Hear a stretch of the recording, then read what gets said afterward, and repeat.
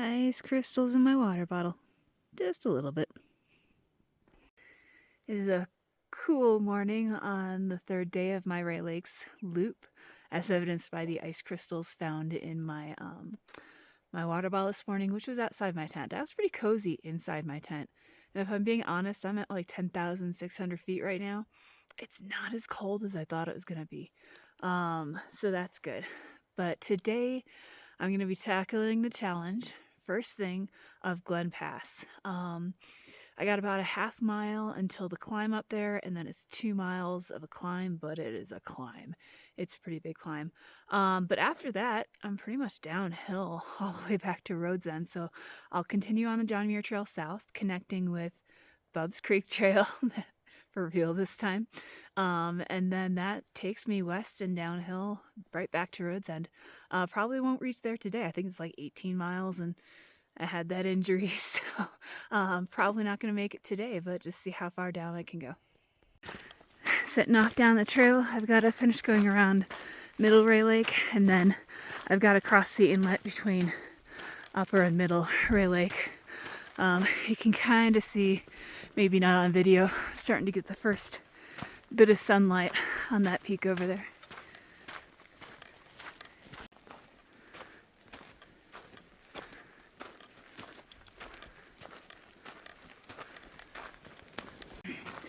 Approaching the inlet between Upper and Middle Rae Lakes, and lucky for me, this time of year, this is a rock hop.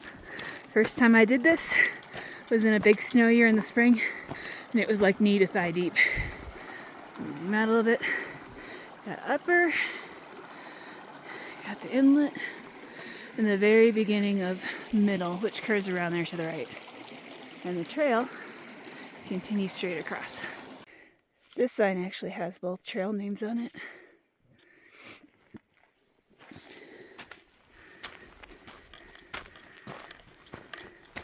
Okay, should be getting close to the start of the climb up to Glen. So Rae Lakes is popular. I've already seen more people just in this half mile than I did all of yesterday. I've seen 5 people so far packing up their tents at Rae Lakes. 3 of them camping right next to the water, which is a no-no. You're supposed to be 100 feet away. Oh look, big granite steps. My favorite. I heard him. I'm far away, so it's gonna be fuzzy. Pika! Turn your head off. My day has been blessed with a pika. If you've seen any of my other videos in the mountains, you know I love pikas. Alright, my day's already been blessed. Maybe I'll see another one. There's a pika behind this rock. Oh, and one to my left I'm being yelled at. Let's see if I can get a video of this guy.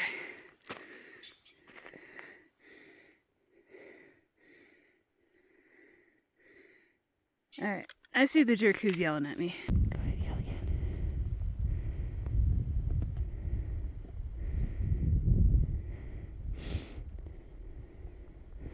Looks like he got all the yelling out. Now he's just a little potato. Okay, partway up the climb now. Below me, right here, Rae Lakes, and the other side over here we have Glen Pass. So, getting there. Hear me breathing hard? That's because I'm on my final stretch to the pass. There's a lot of loose rocks and boulders and those big giant steps, and of course everything is harder because I'm approaching 12,000 feet in elevation. The pass is just under it by like 50 feet. I gotta turn back, catch my breath, and show where I came from. These are Rae Lakes down here. Okay, I'll slowly turn this way so I can breathe. Okay, and final stretch. Success! Glen Pass. 11,957 feet. Do a nice little 360 because this one is basically just a tiny ridge. So this is looking east, I guess. Yeah, east. And then swinging towards north. Should recognize that. Rae Lakes. Whatever little lakes these are. At the bottom of the pass here. Turning to the other side of the pass. Again, it's just a little ridge. This is looking more west. Okay. And then this is looking southbound on the John Muir Trail. So the trail I'm taking, you can kind of see it. It goes next to this little lake. Taking that down and then to the other side of that ridge mountain sort of thing over there. Kind of towards this peak. So if we cut through this mountain, that's kind of towards where I'm headed. Oh, and then to finish. Finish the 360. And one of the benefits to hiking this time of year, I guess, is that nobody's here. This is part of the John Muir Trail. This is usually pretty crowded. People get to the top, take a nice rest, have some food, but that's just going to be me today. It's just going to be me. I'm going to have the entire pass to myself, and I'm so excited about that. Just making my way around that longish mountain. I just thought the terrain was pretty cool. See the edge of it is right here. Need to go. Looking back, but need to go all the way around this.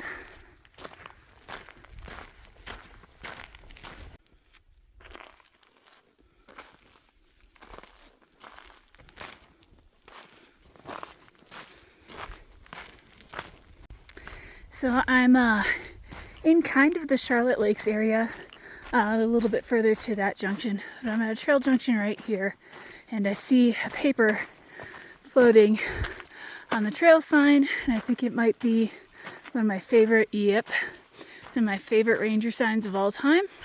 The bear info one. It's not my favorite for a good reason. It's because there's habituated bears here. But here and then the Rae Lakes, when they have their signs out, they're usually pretty funny to me and passive aggressive. So when you're at like different national parks, they have different bears have different personalities, so they've got different ways of dealing with their bears. In Yellowstone, if you encounter a bear, they tell you to talk gently in a low voice to it to show you it's not a threat. In Yosemite, they're just like, don't encourage our bears, like yell at them. Here, third paragraph, if you see a bear, chase it like you are trying to catch it and eat it. Get mad. Be mean. They will run away in terror. Chase the bear for as long as you physically can. And that's because, I'll talk and walk at the same time. That's because we're getting close to the trailhead that leads out to the East Sierra. And so this is a very popular area. A lot of people have not secured their food that well over the years, and bears have gotten into them. When a bear gets into your food, it's going to try to keep getting into people's food. So this is the area of the problem bears. So they suggest aggressive measures. It's called hazing. It's trying to create a negative emotion with people, keeping them scared of you. So hopefully I don't see a bear, because I don't want to like chase it and like I'm trying to eat it.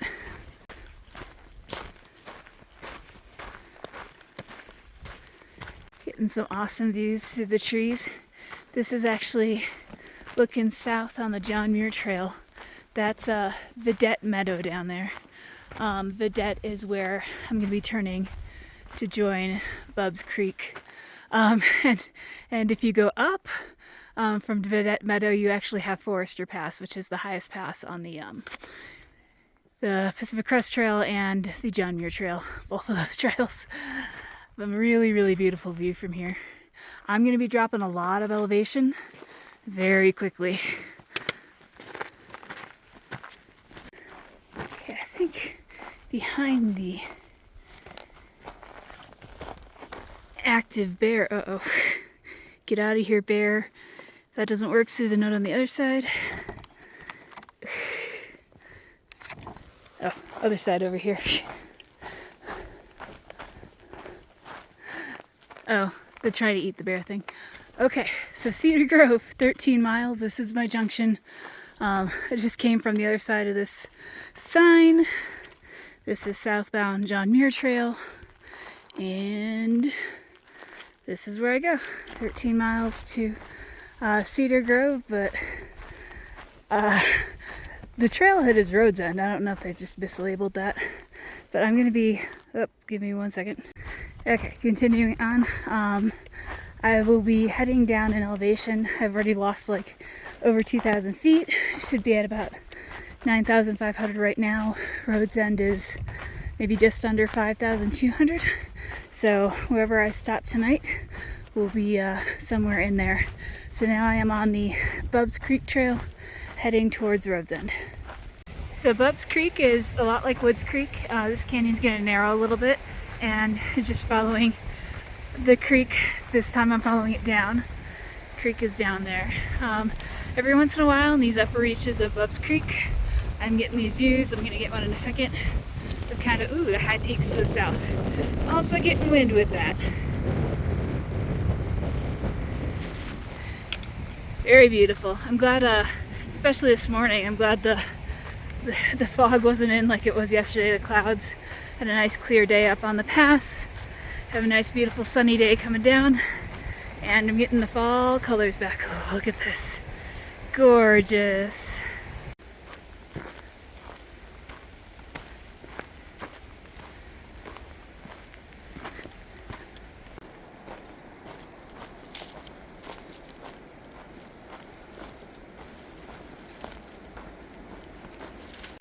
About midway down Bubbs Creek, I actually found this incredible extensive camping area.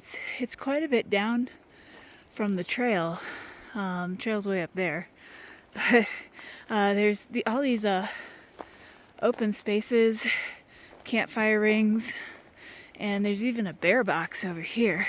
So this is about the intersection with Bubbs Creek and Charlotte Creek, but figured this would be a great place to set up for tonight.